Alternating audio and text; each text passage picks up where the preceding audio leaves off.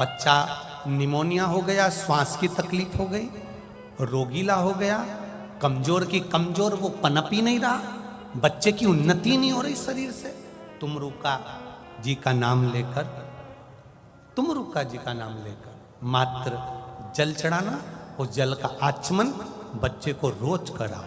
15 दिन लगेंगे, बच्चे का शरीर विकास होने लगेगा और उसकी जो सांस की बीमारी है, निमोनिया है या बार बार सर्दी जुकाम, उसमें अंतर आना। ये तुमरुका है, साधारण नहीं है। क्या नाम है?